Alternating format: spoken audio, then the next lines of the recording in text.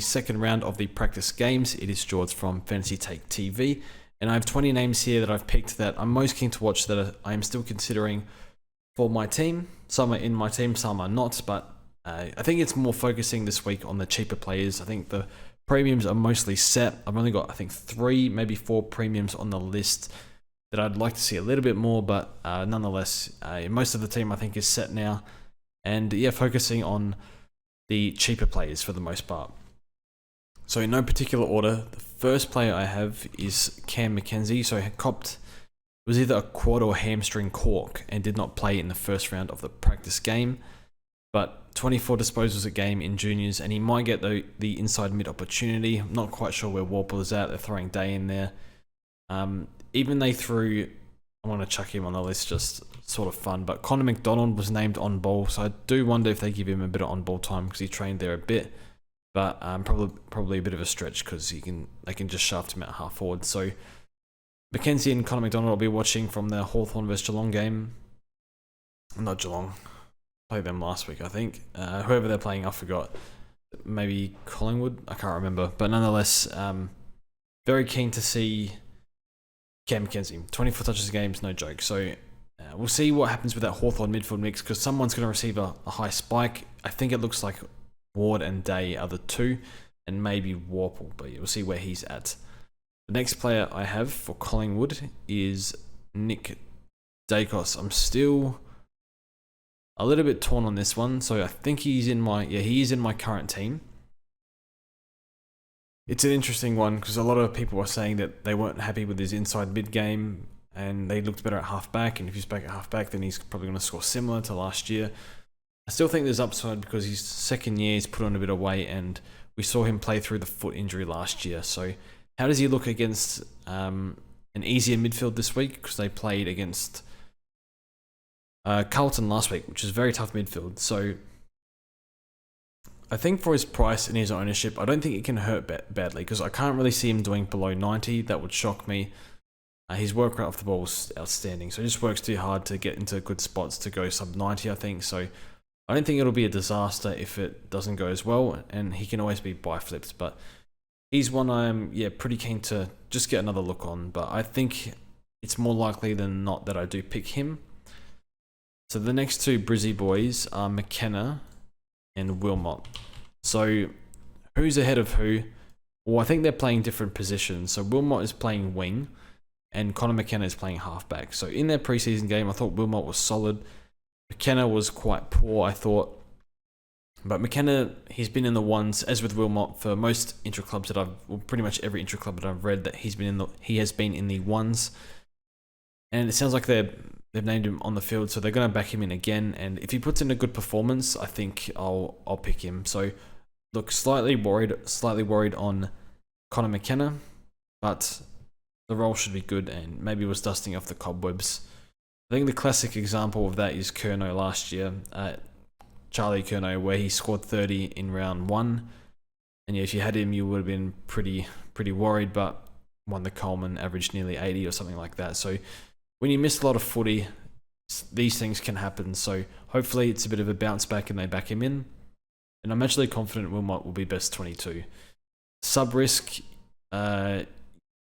probably McKenna's more sub-risk than Wilmot, to be honest. I guess it depends on the fitness. So yeah, something to monitor. I'll probably, if they're both named, I'll pick them both and I'll field probably McKenna, but we'll get a bit more info. So keep an eye on those two.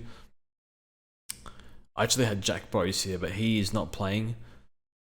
I'll throw him in anyway, just to discuss, since the timing is sort of right to discuss this sort of pick. So can you go blind on Jack Bowes knowing that he won't play in the practice game? And he probably is ready for round 1. So it sounds like they said that he's managing him. There's a rumor that he's got a calf issue. It's not verified, so I can't really confirm that, but it is a bit strange that he only played 40 minutes of the practice game and now he's missing that game when he's had a whole preseason to work his way up to practice game. So that doesn't really add up that they're just managing him. It does sound like something is suspect with that. I'm going to pass on Jack Bowes. I can see a few people throwing him in, but yeah, the role I'm not too sure. Chris Scott could use him more forward of the ball, which means it doesn't always go his way if he's in that sort of position. I think there's spots there is rotations open for him in the midfield, and he did look good in there. But I was against Hawthorn, so I wanted an excuse not to pick Jack Bowes. I have one, so he's a no for me, but I can understand why people would be sold on him. The next one is old mate Tanner Bruin. So as I was just saying with the Geelong CBAs, you look at their mix, they got Atkins, Danger's probably going to be on managed minutes. They've got Cam Guthrie, Bowes can go through there, Max Holmes, but they're all very versatile, so it wouldn't surprise me if Bruin is the top 3 CBA mid for Geelong. And we know Geelong, they get the best out of their players. You know, we saw Danger go there, Brownlow medalist, Stingle go there, All-Australian, Cameron, top 5 player in the comp basically. So players just seem to get better and thrive under Geelong. So he's an interesting one. He doesn't really have the proven scoring behind him, so it's a little bit hard to know. I know he had 30 to 40% CBAs for a bit of a block there early last year, and his scoring was quite poor. So I don't really know what to make of this one, but he looked good last week and one to watch. And you know, if you want to get like your Radicalea off the field and field Tanner Bruin, who's in a better role, might be a bit of a points advantage there. So he's one I'm definitely keeping an eye on. And the next one, yeah, is Asaba Radicalea. Do you go him at R2? Do you go him R6? Not R6, F6. Do you fade him completely? I have him at F6 at the moment. I think it might be more of a guns and rookies year, a little bit of bleeding on the field early, unless you can manage your way around that. But I think he can do 60, peel off a little bit at Geelong, they can do that. So yeah, fingers crossed that we get 150k out of him in 8 weeks. If not, unfortunate, but yeah, I think the ruck cover actually provides a bit of value as well if we need help covering a Marshall and then whoever your R2 is or your R1. So yeah, he's in for me for now, but yeah, all the PR out of Geelong is he's been fantastic, and then there's clearly a spot for him. We look at the defender rookies, the job security, a lot of them seems on edge. Same with the midfield rookies, we don't even know what's going on there. So the job security should be good, I hope, just because there's a spot there for Henry, and they've loved his game in the preseason. Moving on to the Saints. Jack Steele is still one that I'm a little bit on the fence on. So we've seen, I did the team update and a few people commented that Jack Steele looks terrible and whatnot. It's a bit of a hard one. He scored 100 fantasy, much better in the fourth quarter he was against Melbourne, just because he's trimmed down a little bit. His running off the ball was fantastic, so that's a big tick. But his contested work I thought wasn't as great. So I want to get another look at him. A few dodgy reports in the preseason of him early days, but looks really fit to me. Didn't see anything that suggested he's currently carrying anything. So yeah, I mean, at the end of the day, he'll be a 80% CBA guy, so it can't go too wrong, you would think. So, and he's Jack Steele, he's 27, works so hard, massively hard, worker and all that. Ultimate professional sort of stuff. So I have faith in Steele. He's made his way into my team at the moment, but I'm a little bit on the fence. I want to see one more game from him. And I don't even know if he's best 22, but Nick Caulfield is one to watch as well. Done 80 in the past, intercepts, takes kick-ins. So, yeah, that's just one, only 12% owned. So that's one to keep an eye on. I'm not too sure if he is best 22, though. Got a few tools down back there, like Battle and stuff. So, yeah, I'm not quite, I think Battle's more key position, but I'm not quite sure what the balance is. I guess they got Highmore as well, but I don't know if he's best 22, but we'll see. Moving to the Swans, we have Goulden. So my take on Goulden at the moment is I don't trust what Horse does with his CBA mids, or what he does with his centre bouncers, or who starts there. We saw Papley go in there, and then they have the main 5 that you probably know of. So Warner and Rowbottom probably will get a lot of time in there, as well as Parker. Maybe Parker goes a little bit forward again. I'm not too sure, like he did early in the year. Mills, like who knows what he does with Mills. And then Goulden, well, again, versatile. Horse has shown that he's not afraid to play his best midfielder elsewhere. So it's a hard one. So I can see his CBAs being like 20 one week and 60 another week. So I guess see how he looks. he might force his way in, because we know Gordon, we saw him in his first year, and even last year, he can go 150 plus. So yeah, if you get that sort of score early and you're on him, you're laughing.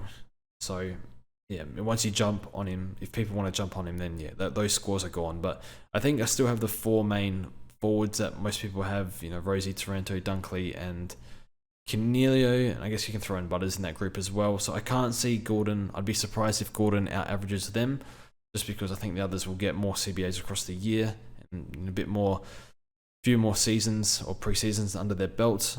Plus, we probably get Gawn as a forward maybe, and then whoever else, And I was just thinking before, the Swans have all these mids that can rotate, all five of them. What if one of them gets forward status? And that will shake up the forward line. So bit of like how the Dogs all got forward status because there was too many names to go through there. So now the Swans, an extra name to go through there. So that's something to keep an eye on. So I don't think I'll be starting Gordon, but I'm certainly not against it if people want to do that.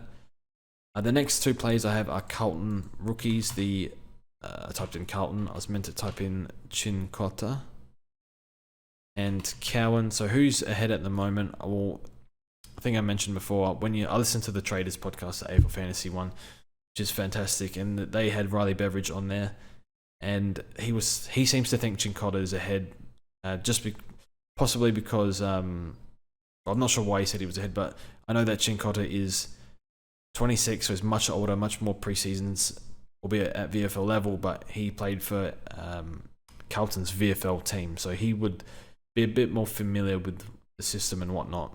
So keep an eye on those two, and it'd be great if we got a 1 or 2 rookie. I think his numbers in the VFL were like 65, 70, so nothing outstanding. Cowan's junior numbers, I think, were 26 touches a game, so that's really impressive, but still, you'd back the 26-year-old over the 18-year-old to score, but you never know. So that's going to be an important one to nail, so we'll see who gets a game, and looks good there, and sub-risk as well. The next play is, we're crying out for mid-rookies, and I've heard literally nothing about this guy for about 2 months, but Darcy Jones might play a small forward role. I think it was taken at pick 21, which is not great, but I'm not sure we have anything else. Maybe like a Davey or Noah Long, but again, like, what are they going to score? So see how we go. See if he pushes up the ground a bit. Maybe he can make some money for us. But I think with Bedford and Daniels, I think are both injured. I almost think that they play him. So yeah, keep an eye out for him. But yeah, obviously the role might be pretty bad. Moving on to Gold Coast. I have Flanders here. So I know that Flanders' role was quite bad, and his CBAs he only had 2 in the first practice game. But he looked really, really, really good. And a lot of high half forward, but probably a bit too much wing time for my liking. But at 250k, I suppose you'd probably back in Bruin with the more assured CBAs, you would think. But yeah, Flanders definitely massive numbers in the VFL, so I think he can do 80, but it's probably not enough. If you're paying for this sort of player in the forward line, 250k, you're probably making sacrifices elsewhere. So instead, you can just save 80k on Radaglia, but I think he'll put 20 points on top of Radaglia. So the next player I have, my phone keeps locking, I have this list in front of me, is Hayden Crozier. So yeah, copped it a little bit for this pick, but I just think it's worth monitoring. It doesn't really marry up that he's 29, been out of favour the last few years, and they were trying like Treloar at halfback while Crozier was sitting in the VFL, but he averaged like 100 in the VFL, so I mean that's pretty good. He would have been the main man, I assume, back there, whereas now he's third man back there, and they also have an injury to Gardner, so maybe they shuffle things around. I don't know what that means for Crozier and the others. So if you're a halfback who can average 100 in the VFL and you're getting a few kick-ins, that is mildly appealing at least. But yeah, sub-risk, job security risk, don't know. So see how he goes. He'd want to put in an outstanding performance, but I don't know, just given he's 29 and it's sort of been a fringe player for a few years, it's just yeah, it doesn't feel right, but we'll see how he goes. Next player is Jack Macrae, so I think the last premium I have listed here. Macrae's interesting, just I think in the back of my mind with Jack Macrae is how he faded out games in 2022 in the fourth quarter. And yeah, just I don't know, he just didn't look like the old Macrae, even though the CBAs weren't great. And if the CBAs go up a little bit, that should help his contested ball numbers, because that is what dropped last year, and tackles. And no Dunkley means he has a bit more responsibility, you would think, getting in and under ball, which is, yeah, it's pretty hard for him to do with Dunkley and Libert in there. So yeah, I don't know, just age as well. I guess he's still 28 and a half, which is fine, but it's sort of closer to 30 than it is mid-20, so players can drop off around this age, but he still should be fine. He looked really good in the practice game. Can he keep it up though? I probably won't start him, but I think he'll start well. It's just, can he sustain his form from, can he sustain 115 or even 120 for the year? I'm just not too sure. But yeah, I am nothing against if people want to pick Cray.